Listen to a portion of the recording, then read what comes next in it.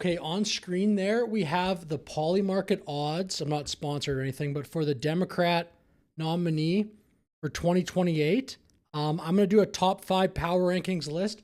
First, though, we're going to talk about who's not going to be on the list. Looking at this list here, I'm actually going to exclude Josh Shapiro. He probably would have been close, though.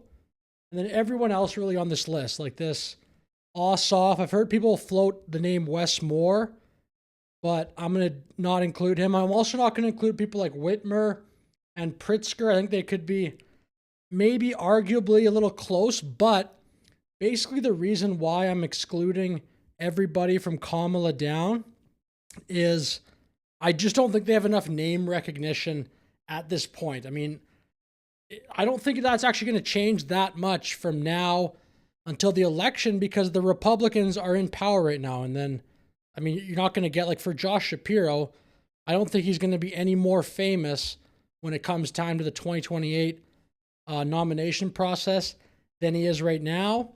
But with that said, I'm going to start the list off with number 5. Number 5 is going to go to Tim Walz. This is from another YouTube channel. I'm just going to react to this kind of compilation clip here. It's pretty funny.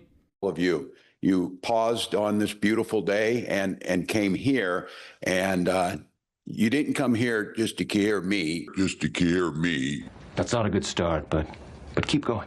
But I also come with the perspective of having been on the national ticket and feel the sense of the weight that the world would look very different had things gone differently last year. That's an understatement. I will say this. So basically when Tim Walz mentioned that he was on the national ticket, that in my mind boosts you up a ton. I think name recognition is so important. In politics, like you need, I think, to be pretty famous. And Tim Walz, he kind of is. He's also very ridiculous. He also has, like, I think some progressive people, they do like him. At least they say they do. So I don't know. Somebody likes him. My number 4 choice at the moment, again, this can change from now until 28. This video is really just for fun. But I think Pete Buttigieg is going to be at number 4. There were actually times where I would have put Pete Buttigieg at number 1 just for the simple fact that he's not like a walking gaffe machine. He doesn't really go into that many interviews and say anything totally ridiculous. He used to be like a McKinsey consultant, I'm pretty sure. So I think he's pretty buttoned down. He doesn't say wild stuff like maybe a Jasmine Crockett, but I'm going to move him down to 4. I just don't think he has the charisma to make it to get done. And I kind of think it might be a benefit in the Democrat Party in 2028 to say the Trump derangement syndrome stuff. You see the news recently, At least to win the primary. Tucker Carlson statement. He's never agreed to interview, but I'm going to ask him like some very specific questions about gay sex and see if he can even answer. He said that you are basically fake gay and that you've created this persona. So pretty wild. Yeah, but with that said, Pete Buttigieg, number 4. We'll move on now to number 3. Number 3, you may have heard of her before in the 24 campaign, Kamala Harris. I almost put her at number 2, and then I'll explain when I get to number 2. I almost moved that person down to number 3, but Kamala, number 3, I think this is actually a possibility. It's just a matter of like, do the Democrats, I guess the primary voters, realize that I think this would be a massive mistake to run Kamala again? I mean, I think she certainly was not very good in the 24 campaign, especially in interviews, and I don't think that's going to magically get better, but I could just see it. Kamala Harris is out of the California governor's race, but not out of the picture. After a narrow loss to Donald Trump in 2024, A narrow loss. I do not agree with that whatsoever. But anyway, with that said, Kamala, we'll move on. Now we'll get to number 2. Number 2 right now on my power rankings, which don't mean anything. I'm going to put Gavin Newsom. I know most people probably have him at number 1. I almost put him at 3. Like I almost even bumped Kamala ahead of Newsom.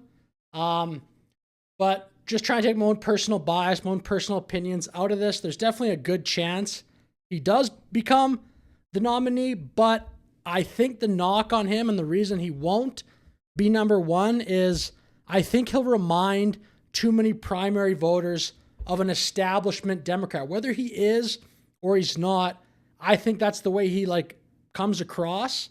And I think the Democrats are not going to do that in 28. That's just my take right now. Is it fair to say after the 2026 midterms, you're going to give it serious thought?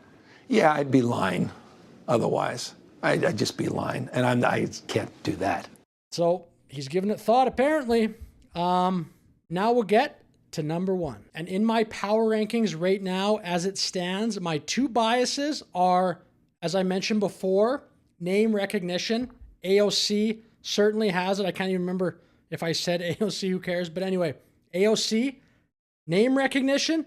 And my other bias is that I think the Democrats are going to lean into this whole democratic socialist thing in 2028. And then if you look at the people in the party that are like that, AOC is just the obvious choice that's already famous. I don't know who else could possibly come along and sort of take that mantle. Tim Walz, maybe, if he really leaned into the socialist stuff. He has some comments in the past where he says, well, one person's socialism, another person's neighborliness or something. But anyway, that's my number one, AOC.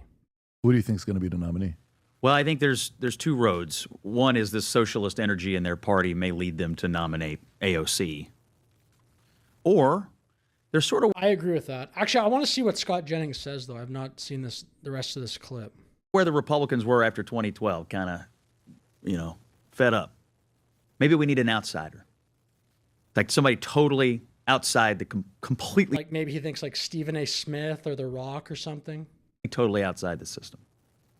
That's why, Stephen A. Smith these outside... I didn't even know he was going to say that. He might just be the obvious person for the outsider, Stephen A. Smith, right now. Maybe The Rock, but yeah, it's pretty interesting. I kind of consider, though, AOC or the Democrat Socialist to kind of be the Democrat version of the outsider with Trump. It's just that Trump actually has good policies. I kind of view those a little bit similar. They're not obviously exact replicas of one another, but if the Democrats really did lean into quote unquote socialism, I think that would be disruptive for sure to their party. Because I know there are a lot of Democrats that openly do not like socialism.